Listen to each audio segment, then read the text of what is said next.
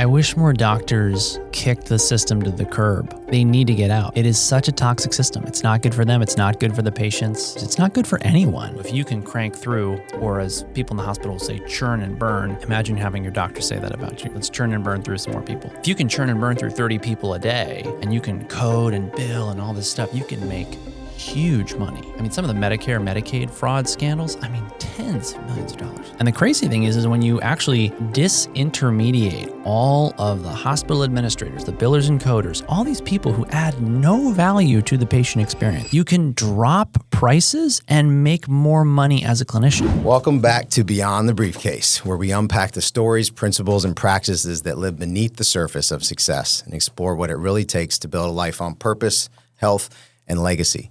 My guest today is someone whose work challenges the status quo in all the right ways. Dr. Leland Stillman is a board-certified physician who trained in conventional medicine, but became widely known for going beyond it. He spent his career exploring root cause healing, environmental health, light and circadian science, and how modern life is impacting our biology in ways most people, especially doctors, simply aren't talking about. So if he's consulting with patients, speaking to national audiences, or hosting one of his wellness retreats, Dr. Stillman brings clarity to this space that's often overwhelmed by conflicting advice and commercial noise. And what I admire most is that he doesn't chase trends.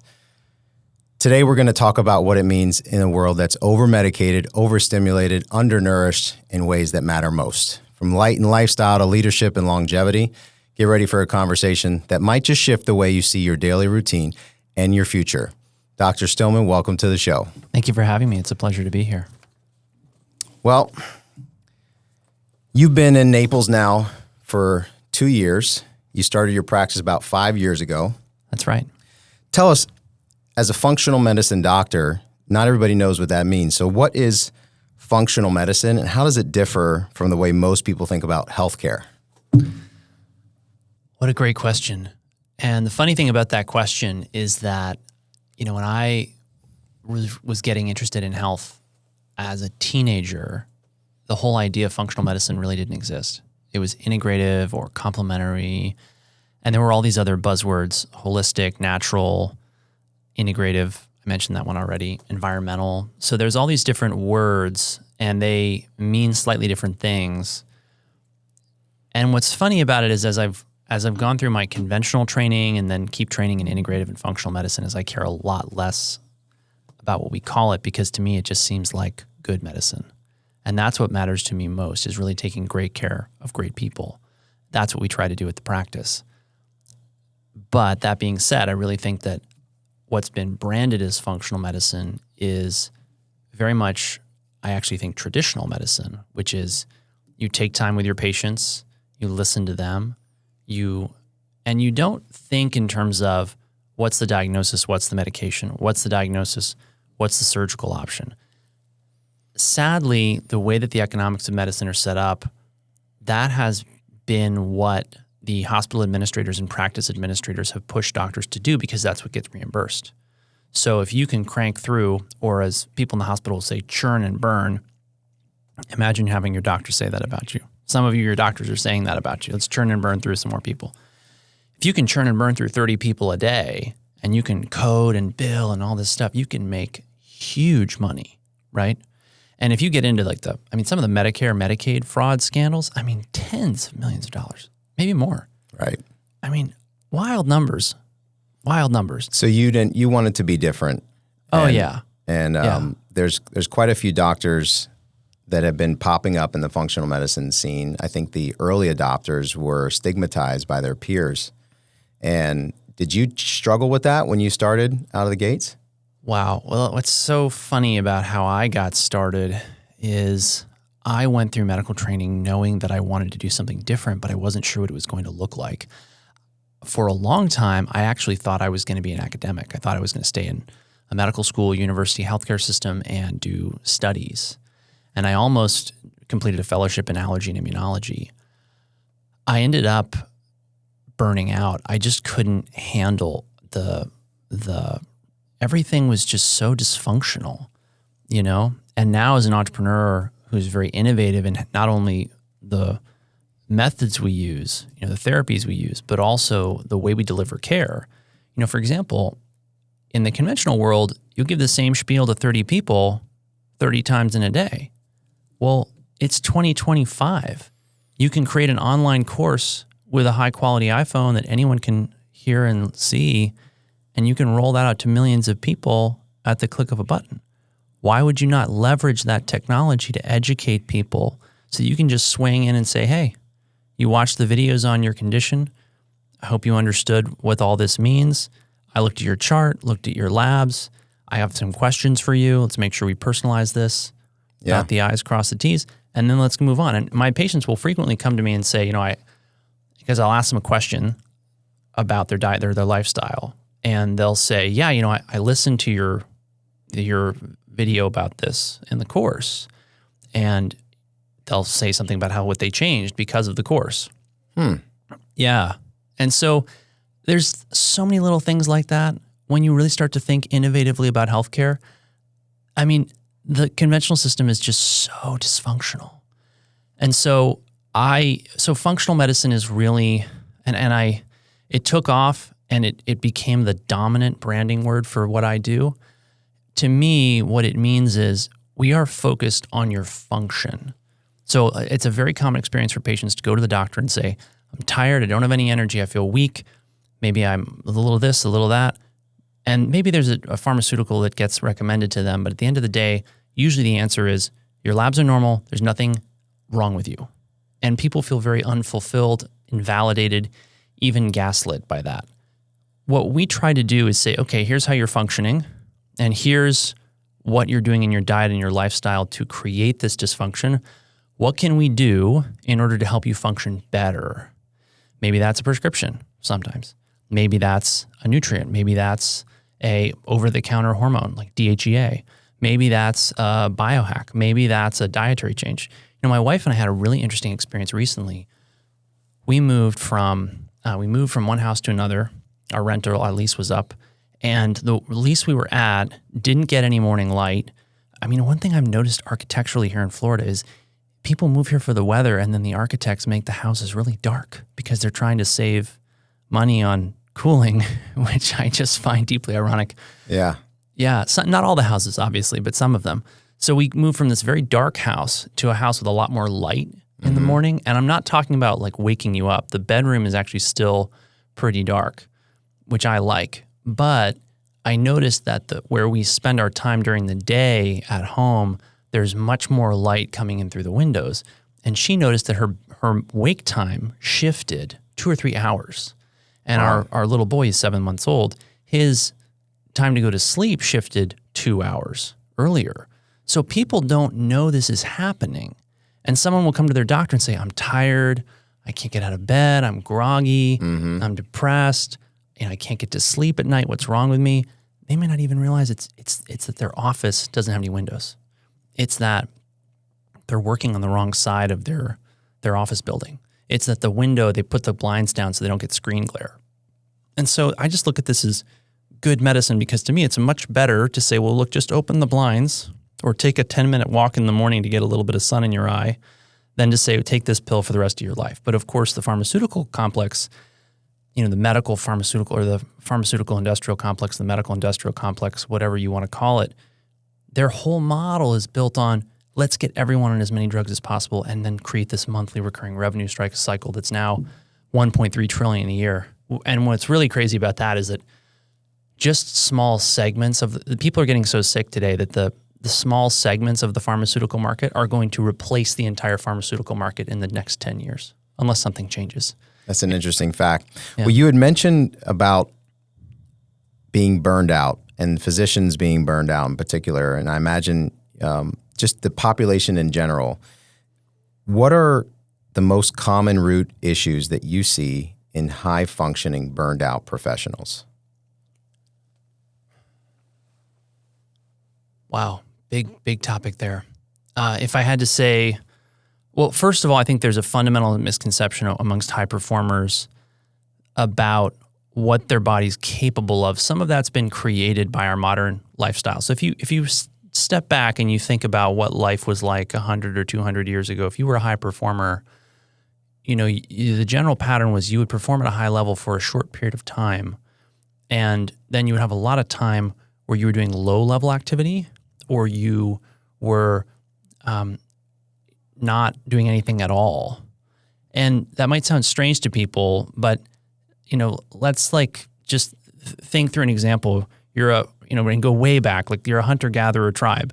You have to run after the game for 5, 10, 15, 20 minutes, 4 hours, whatever, not a particularly long period of time to get it, to kill it, to whatever, butcher it. Then you got to schlep it back, right? And then you have to prepare it, and then you eat it, and then you might not have to go out and do anything for a couple of days.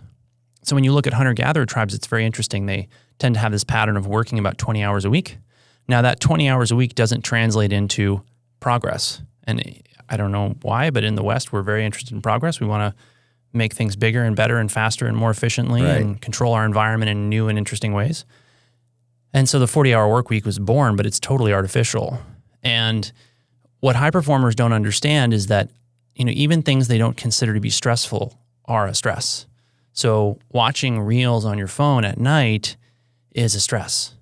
It's not a stress like you think of running from a bear or finishing a term paper or completing a very high risk or high reward, high leverage activity at a business or in your chosen profession, but it's still a stress. And all these stresses have different, and really what stress is actually very much more a signal than anything. So for example, light at night is a signal to your brain that it's daytime. Well, what are you doing baking your eyeballs with bright blue lit screens at 9 o'clock at night? You're telling your brain it's daytime. The only place on planet Earth where there's a lot of daylight at night is high latitudes in the summer. So like the Arctic Circle. What's interesting about that is that if you look at the animals that live there, they have this seasonal cycle to everything they do. They gain weight seasonally, they lose weight seasonally, they mate seasonally. One of the things that I always chuckle about, people are always like, oh, don't I have to worry about melatonin? It's going to ruin my testosterone levels. I'm like, well, maybe if you're a Siberian hamster. But humans don't have a seasonal breeding cycle. And so, using melatonin clinically, you don't see it have an effect on sex hormone levels in humans. It may have some minor effect, but we don't use it enough to create problems, which is really interesting. But so what I'm hearing is one of the common issues is the types of stress that they might not, or the activities that stress their body, they might not otherwise realize it is Correct. One of the most common things that's creating these abnormalities in their biology. And they don't appreciate that what they're doing is actually a signal. So working out at 9 o'clock at night is a signal that it's daytime. So that kind of brings me to my next question, and you started to answer it already. So why do so many driven, successful people feel like they're doing all the right things but still feel exhausted? Because there isn't any education in our society baked into what recovery looks like. What does it actually mean to recover? And also, how do you... Because the thing about this is when you relate it to something like a car, we all know, I got to change the oil every so many thousand miles. Depends on the engine light helps too. Yes, right. But then, of course, you have the phenomenon of, my check engine light is on. You take it to the shop, and they're like, "There's nothing wrong with your car. Just keep driving it around." You're like, "Why does this light exist?" And you can't help but wonder, are they just not smart enough to figure out what the problem is? Right. So you have to understand what your body is wired for. So it's and there's just so much nuance to this. Like to go back to the seasonally breeding mammals in the Arctic. You got to understand you can handle a period of time with a photo period or bright light for 16 hours or 20 hours a day for a short period of time. But if you do that for 5, 10, 15, 20 years, you wind up with all these problems that, ironically, polar bears, for example, get diabetic and obese every fall. And they do that so they don't freeze to death. And so it's ironic. People are like, I'm going to try and lose weight. I'm going to get to take the Ozempic and I'm going to do this and I'm going to do that. Well, what's funny is they're baking their eyeballs with artificial light at night, which is telling their brain it's summer. And if you have a long photo period, it only makes sense that you put on weight because guess what? You're going to, in nature, have a long winter that you're going to have to survive. So the people living in these high altitudes, latitudes, should follow different healthcare regimes or practices. Well, this is where it gets tricky because I take care of a lot of people who are in northern states for various reasons. And you just have, what I found is most important to talk to high performers about is what is your why? What is your goal? What matters to you? And the reason why is that, just as important as this education about what does it mean to keep your body in optimal health, because we all know that, I don't know. I know, like my car doesn't look that great. And I'll be honest, it's not because I don't care. It's that I got more interesting things to do. There's stuff in the back sometimes. I don't take it to the wash all the time. I'm just so busy doing what I love doing that I don't keep it pristine. Okay. Most people treat their physical bodies the same way. They're like, I know I should go to the gym, but I just really want to do this other thing right now. Yeah. You know what I mean? And that's okay. But we have to have a real conversation with the high performers about what are your goals? Because it's one thing to, leave something in the back of your car that you probably should take the time to take out. And it's another thing for us to leave your, say, heart disease risk elevated year after year because you're just too busy to get to the gym. You know what I mean? Yeah, I do. And so you must have, over the years, seen certain red flags, physical or emotional. Mm-hmm. Are there early red flags that business owners should look out for? Oh my gosh, yes. And this is one of the things that blows my mind about the conventional medical system is it's so reactive, and there's no there's no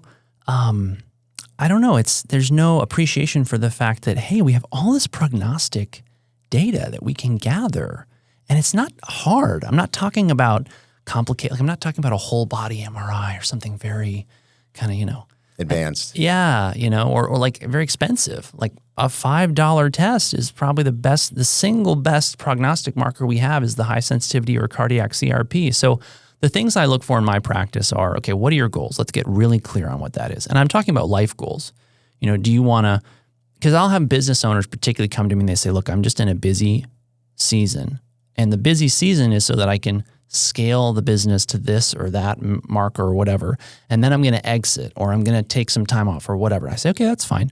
But I just want you to know I'm here to hold you accountable to not letting things like your heart disease risk go up or, your risk of death go up based on these biomarkers.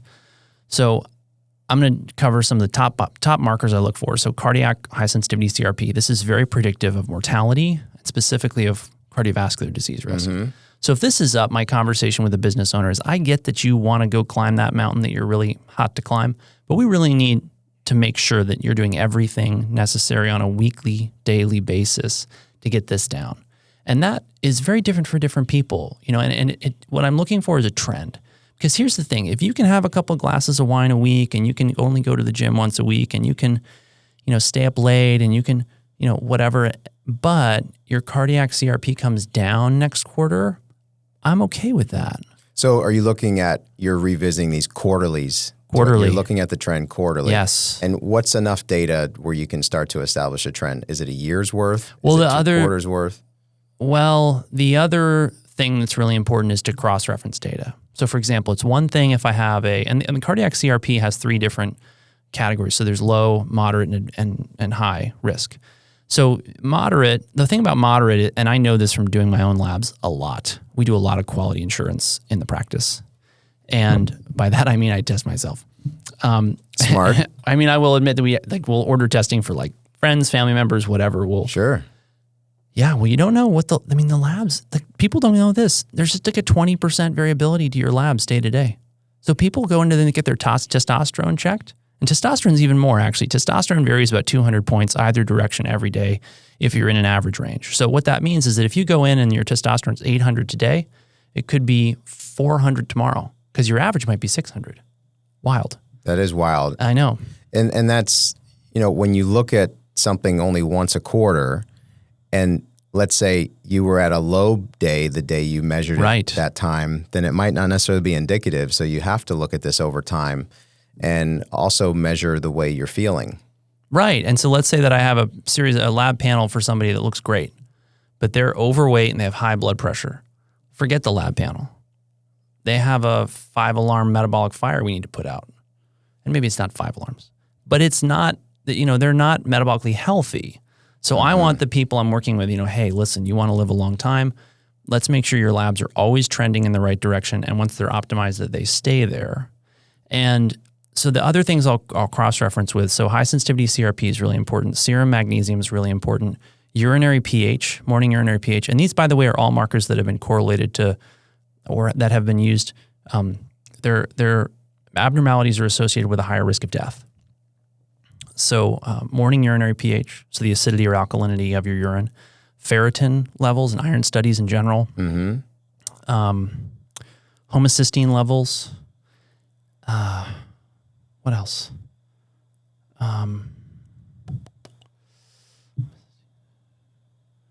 Insulin levels, fasting glucose, A1C. I like to look at DHEA, sulfate, vitamin D. Those are the top ones I look at. The more those are abnormal and deranged, the more concerned I am, and the more I'm going to recommend that the patient do to fix their metabolism and their diet and their lifestyle. Interesting. Well, it sounds like you really dive into learning about the patient, assess them both physically and internally. So so externally and internally, because even though someone's lab looks good, if on the surface they don't look good, then you know they have to change something, because it might just be a day that they got tested where the labs were doing well. That's right. Well, in your opinion, this is I want to talk about some of the misconceptions. What's a common myth about aging and energy that you wish more people would question? That it is normal to feel more and more tired as you get older. So is it normal? Well, we're trained to think that you're tired because you're getting old. Yeah. But it doesn't have to be normal. Right. So I had a great couple podcasts with my friend Meredith Oak, who came to me first as a patient. She now runs a physician or clinician training program called the Quantum Biology Collective. And her story, this makes me think of her story because she had chronic fatigue syndrome, told this is your life. You're just going to be tired for the rest of your life. She describes being unable to basically put one foot in front of the other. I mean, really, truly, she felt disabled by her diagnosis. And Meredith, we did a 2-part podcast covering how she recovered from this and what did she do? What did we recommend? So we did comprehensive nutritional testing. Then we gave her comprehensive nutritional supplementation that was targeted to her. And that's really important because I get so many people, they're on 10, 20, 30, 40 different supplements. They don't feel good. We pull them back. We do testing. Then we see what the numbers are, and then we do targeted supplementation. Part of this is a quality issue. I had a podcast with Russell Jaffe recently, who runs a supplement company we source a lot of our products from. And he said that 30 to 70% of the vitamin C on the shelf out there in your retail supplement stores or grocery stores, 30 to 70% of it is not even vitamin C. That's wild. It is wild. It is. It's just to think. I've heard about fake things in the supplement world.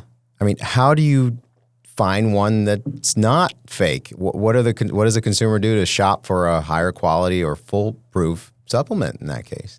So I love Charlie Munger's quote, "Show me the incentive and I'll show you the outcome."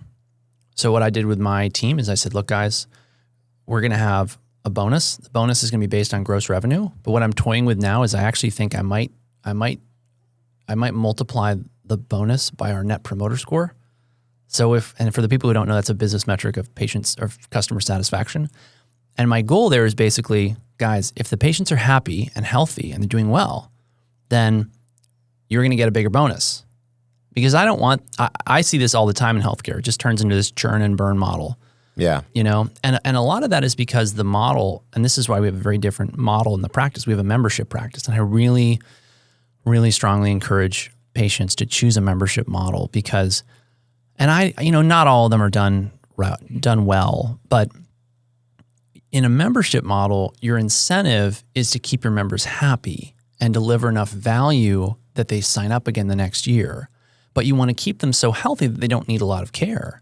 Mm-hmm. And so what's cool about that is that as soon as I had a membership due that we collected every month, I was able to do things like I started a Q&A. So every week there's a Q&A, and you can submit any question. You don't have to book time on my schedule.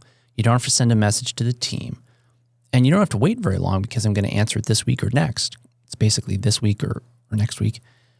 And then you have this running Google Doc with all of my answers.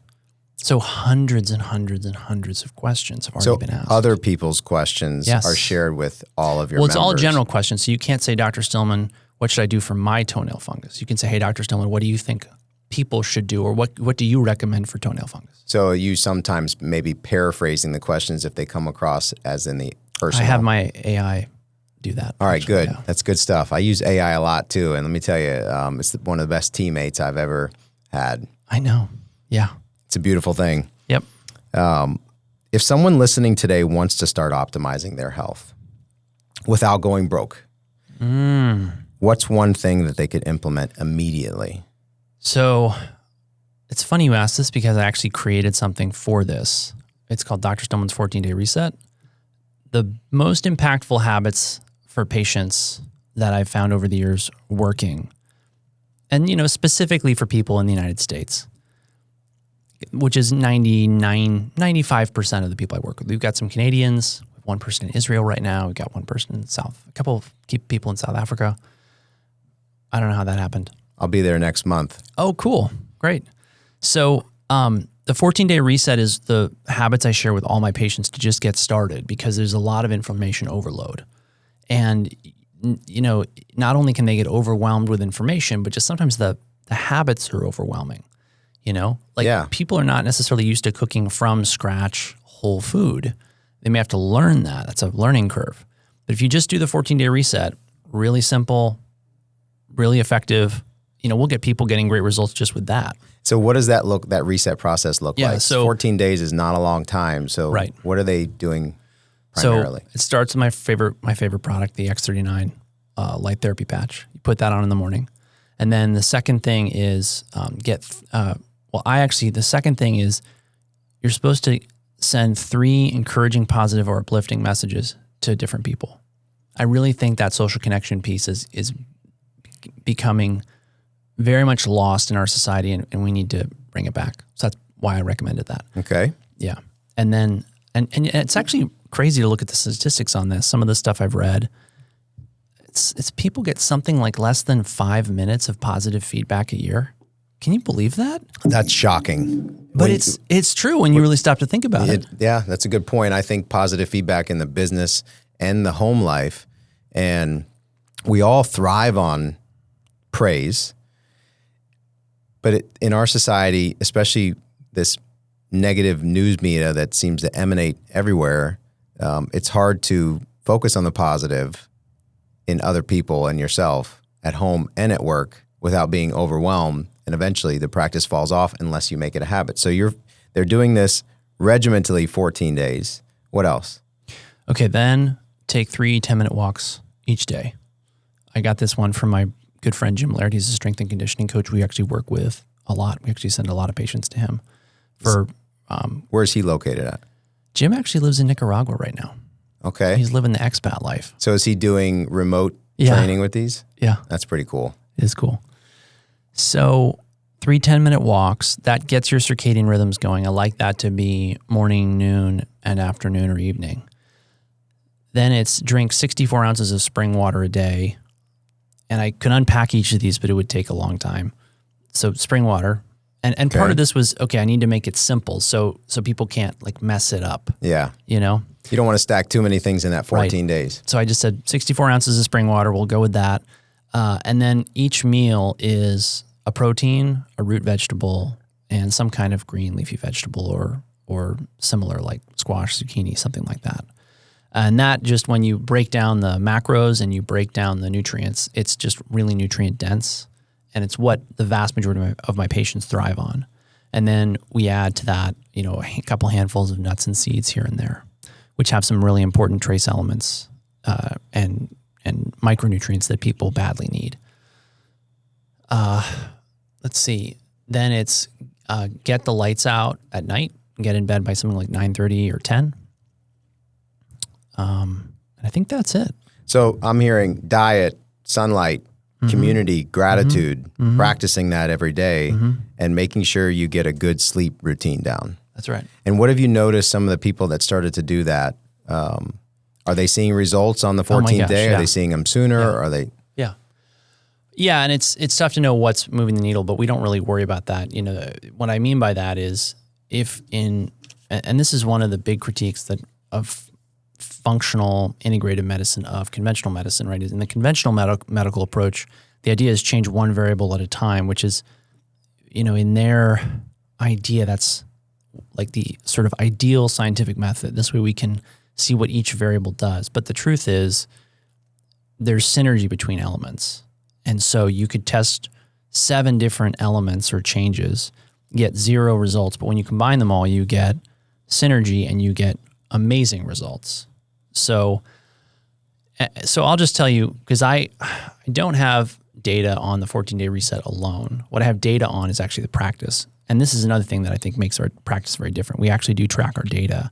And that's because we have a membership model. So there's an exit interview with everyone from a program or membership at the practice. And so we can get their feedback. What could we have done better? Mm-hmm. What worked, what didn't work. We also collect testimonials, and the testimonials were actually we make a point of asking what worked. What did you see? What gets the credit for your improvement? Really interesting what patients will say got them their improvement. Always amazing and fascinating. So the feedback that you're getting on those that didn't renew, the feedback of those that have continued, you've extracted all the pros and cons to those approaches and continue to fine-tune your approach. Yes, and that's been a big part of, I just look at a lot of functional medicine as overwhelming people, and I think that is just not productive. So what I tried to do was, how do we get better results with fewer things? And so we want to be really, really, really efficient. And one of the consistent pieces of feedback I get from people is they're busy enough and their life is full enough that they don't want us to overwhelm them. They want us to make it manageable. Yeah, and all those things you mentioned, they actually don't cost anything. Mm-hmm. It's just a lifestyle change. I think of when I was writing these down and thinking of it, listening to you, it sounds like the 14-day lifestyle reset. Yes. That's essentially what it is. I like the 3 words better. It's much simpler, easier to digest. Yeah. Well, so when it comes to leadership, we talk about decision-making and stuff and all these changes in your physical health. How does physical health impact decision-making, team leadership, or even legacy building? I really think about this more and more because I think that there's no way to disentangle them. And I look at some of the most successful people in our society, and it's tempting to name names, but I'm not going to name names out of respect for them. But I look at their physiology, their physique, and I think you are on things like growth hormone. You are on things like testosterone. And there's no question in my mind that with what we have in our toolbox today in 2025 for hormones, nutrients, and the nutrients are actually really underappreciated here. Like, for example, zinc has a grounding quality to it. People who take more zinc will often say, I feel more grounded. I feel more present. I feel more calm. I feel more relaxed. I feel more focused. And likewise, people who take too much copper will often feel and it's not necessarily but they'll say, I have so much energy. I'm so creative. I'm so this, I'm so that, but it can backfire. It's really interesting to watch that happen in clinical practice. And all the minerals, all the micronutrients have these effects. They're very subtle. So you can never demonstrate this in a scientific way, right? It's all anecdotal, but it's consistent enough that it's worth commenting on. And then when you marry them with the hormones, and so if we boil down what we do in the practice to basically what do we spend 90% of our time doing, we get the diet and lifestyle pieces in play because they actually sometimes are higher leverage than hormones or nutrients or anything. We'll get people results with that who, they tried all the supplements and all the biohacks and whatever.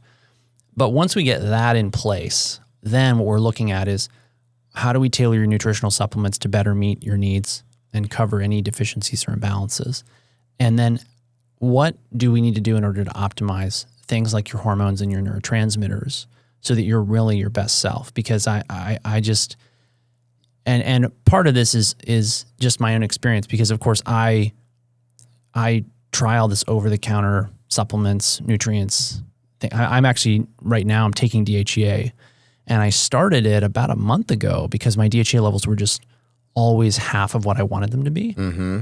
And I said, okay, look, I just want to see what it's like to jump my DHEA from the 190s, low 200s up to 400, 500.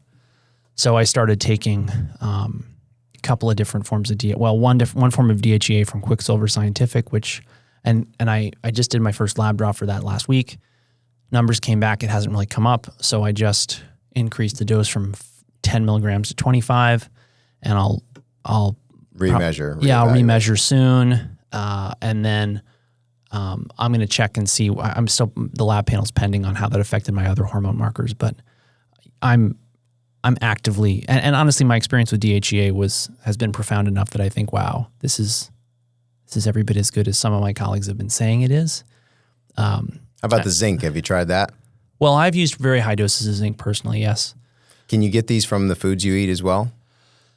Well, okay, so let's put this in perspective. If there's 10 milligrams of zinc in a large steak, which is about right, you would need to eat 10 large steaks to get 100 milligrams. Mm-hmm. But I've had cases where I put them on 100 milligrams of zinc. I don't recommend that without lab testing because you need to have a certain amount of lab testing in order to make a reasonable recommendation. And you can't do this long term. We do quarterly hair testing in the practice to tailor people's supplement protocols. And if they want, we'll do more advanced testing. It just depends on the case, depends on the acuity, depends on the goal. Mm-hmm. So interesting. Well, let's talk a little bit about mindset. What mindset do you see in your healthiest, most vibrant patients? The first word that comes to mind is positive. They have a positive mindset. People might call this a growth mindset. Or abundance. Or an abundance mindset, yeah. But I have a podcast series. So I have a podcast. It's Integrative Medicine with Dr. Stillman.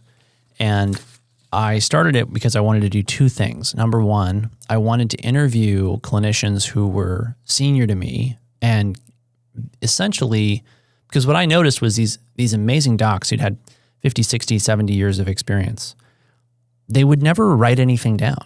It's a really long time to not Tell write me anything about down. it. I know, but they would just see patients and see patients and see patients. And so they're this deep well of experiential knowledge, but they wouldn't convey this knowledge to, and the way that medical education, used to be is it was an apprenticeship model. There's a doctor, you say, hey, I'd like to be a doctor. He says, okay, shadow me, I'll teach you one day at a time. Then you take over their practice or whatever, or it was passed down. I mean, medicine historically has been very much a family art. Right. So anyway, I noticed these guys just sort of going into retirement or passing away because the medical schools essentially monopolized medical education. And they have a very narrow-minded view of medicine. It's very limited. And people are very disillusioned by it. I mean, that's public trust in healthcare institutions in the last 5 years, it went from something like 70 and change % to 40%. I imagine the news media has something to do with that. Right. But, the same people who own the news media own healthcare, right? It's just incestuous when you get to the top of who's sort of pulling the strings. But I decided I wanted to interview clinicians and get their thoughts as sort of a historical record. And then on top of that, I wanted to interview patients because so often I would see a patient struggling and I would think, oh, I wish she could hear her story. Yeah. So I started to, and the other thing is a lot of my colleagues have these stories too. They have a story of being a really, really sick patient and then becoming or changing their practice because of the experience they had with illness. So I started this series called Stories of Hope, Stories of Healing. And I didn't anticipate this, but what ended up happening is that almost every single person I interviewed, unsolicited, would at some point during the podcast say something like, I had my doubts, I had to maintain a positive attitude, it was work, but I always had a belief that I would overcome my illness and achieve my wellness. And I wasn't sure how, but I just kept that belief, optimism, that belief, that faith. And that just, I would just ask them, what was your attitude? What was your belief? And they would all say something along those lines, which was really, really powerful confirmatory evidence for me. Well, one of my favorite quotes to this day for the last 30 years from Napoleon Hill is, whatever the mind can believe, it can achieve. Mm-hmm. And there's all these research out there on manifestation and positive talk, and some of it, when you start to see it, especially if your parents, you weren't raised around these sort of practices, it seems silly to think that you can just imagine things. There's a guy called Dr. Joe Dispenza. I'm sure you've heard of him. Yes. One of his big things is mindful meditation, and he's studied the brains of thousands of people. And just having that practice of meditation where they're disconnecting from their normal thoughts, they're focusing on something positive or achieving something, they're actually bringing it into fruition. And he goes into the quantum field. I won't get too advanced on that. I know that's not necessarily your area of expertise, but you mentioned that one podcast of your friend of yours, the it's the Quantum Biology Collective. Yeah, Yes. and you have a snippet of that on your website. Mm-hmm. And what is your website? StillmanMD.com. So can people learn more about your work? I know they can connect with your practice on the website. That's the best place to go if you're looking to connect more. And I imagine they can search for Stillman, your podcast. Yep. So the best ways to get in touch with me are stillmanmd.com to become a patient. My blog is stillmanmd.substack.com. Okay. The podcast comes out there as well as written articles that I write. We'll also have like patient stories, testimonials that come out there as well. And then the podcast itself, if you just put in Integrative Medicine with Dr. Stillman, anywhere you listen to podcasts, it should be. Integrative Medicine. Well, if you aren't already following Dr. Stillman, you should be. It sounds like it's pretty easy to follow him. And so we're gonna wrap up our talk today because I want to encourage viewers to go to that podcast if they're interested more in this topic. And this is part of our wellness and wisdom series that we're doing. We'll have another physician on the next episode. We've been interviewing licensed mental health practitioners, psychologists, psychiatrists, and everybody has a different viewpoint because they have a different experience, different discipline. What's one belief about health or leadership that you hope people will walk away with today? Really good health begins with how you live your life. And this goes actually back to the root of the word diet, which I think is fascinating. So the Greek word dieta has multiple meanings. And it doesn't just mean what you eat. It's been reduced to that in the modern English. But what it actually means is one's way of daily living. So it includes what you eat and what you do during the day and where you do it and how you do it and who you do it with. And what's also interesting is it has another meaning, which is one's way of life as prescribed by a physician. So I think that's so fascinating. And we see this all the time in the practice. The patients who get the best results, they do the most coaching with us. And they really focus on changing their diet and their lifestyle and then doing things like supplements, medications, hormones, et cetera. That's peak wellness in 2025. If you're not willing to engage with all of that, you're going to be shortchanging your results. And like I said before, everyone's got different seasons of life. For example, I don't get a lot of sunlight right now. I don't get a lot of exercise right now, but I have a 7-month-old. I was up, I don't know how many hours last night because he was crying. So you just have to accept you're never going to be perfect, but you look at your labs, you look at your data, you have a trusted provider, and you're realistic. It's not worth the extra EBITDA multiple or whatever, to risk something like an early heart attack or stroke or cancer. Yeah, and we see that happen with high performers frequently, and you wonder, gosh, I wonder how that happened. My guess is they didn't have a healthy routine or they were supplementing with things so they looked and appeared good. And maybe they even felt good on the inside and out, but their labs would show otherwise. They often feel good right up until the moment. And that's why a heart attack or a bone break or something else that takes them out. Yes. And so that's why we really like to have people in the membership. We check the annual labs. We give you an idea of where you are. We hold you accountable. And we can't force people to do things, but we do everything we can. You can lead a horse to water, but you can't make them drink. Right. You can lead people to good habits, but you can't force it down. Right. Well, we're going to talk just a couple rapid fire questions. What's one non-negotiable morning habit for you? Getting natural sunlight in your eye. And what's your favorite health book or documentary? Wow, that's tough. My favorite health book or documentary. It's definitely going to be a book. And this is hard. The one that comes to mind, this is my favorite book. I wish I had 100 like this on different topics. This is not for the general public. This is a very academic book. It's titled The Influence of Ocular Light Perception on Metabolism in Animal and in Man by Fritz Hallwich, 1976. Wow. Can you repeat that title one more time? Yeah, The Influence of Ocular Light Perception on Metabolism in Animal and in Man. Sounds so advanced. But It's so interesting. If you follow that, it sounds so right up all of our alleys. It's so interesting. Yeah. And it's anyway. Yeah. I like that. No, that's good. We want to know what your favorite book is, someone in your position. And if you can't digest that title, rewind the podcast, write it down, and type it into ChatGPT and ask for a summary. Yeah, right. That's right. Or whatever your favorite AI engine is, right? Yeah. Coffee. Love it, hate it, or biohack it? Love it. And some of you love it too much. Okay. I'm a big fan of biohacking it. I put some in your coffee this morning, that C8 MCT oil. Yeah. Little grass-fed butter, give you some healthy ketones and fats that you can burn through quick. What's one thing you wish more doctors did? I wish more doctors kicked the system to the curb. They need to get out. It is such a toxic system. It's not good for them. It's not good for the patients. It's not good for the employees. It's not good for the employers. It's not good for anyone. And the crazy thing is when you actually disintermediate all of the hospital administrators, the practice administrators, the billers and coders, all these people who add no value to the patient experience, when you disintermediate them, you can drop prices and make more money as a clinician.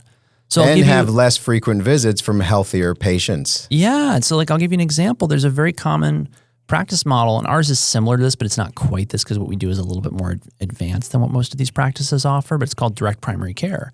And direct primary care, it's like $75, $100 a month, and you get unlimited visits with your provider, and they'll take care of just about anything that comes up, and that's it. And so if you think about it, if you go to the urgent care with your family a couple times a year and you've got a family plan with a DPC provider, it's less money. And we actually set up our membership like that in our lower tiers so that people, they're not paying like a crazy fortune to have access to the practice, but they have access to us when they need us. And what I set up the practice, I wanted people to be able to see me quickly so you can book with my nurse within a couple of days and you can book with me within 2 to 3 weeks. So a lot of practices like mine, you're booking out 6 months to a year. And I said, that's not good for the patients. I'd rather take better care of fewer people. I want to have more availability for fewer people. That's why we have a membership fee. That's good stuff. Yeah.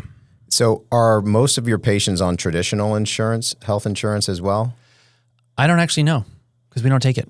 It's just cash. Yeah. And we just recommend that people go to a healthcare sharing ministry and, pick the best one. We hear great things about Samaritans, Good Samaritan Ministries. Very good. Well, so StillmanMD.com is where you can find more. You can look up Stillman Integrative Medicine on the podcast platform of your choice. And that wraps it up for today. So I want to thank again Dr. Stillman for coming on as a guest. I know you're a busy man. Thank you for having me. Thank you, everybody, for listening. And we look forward to continuing this series. And we'll check back in with you in a few months and see how things are going. Good to see you. All right, thanks for having me. again. You too.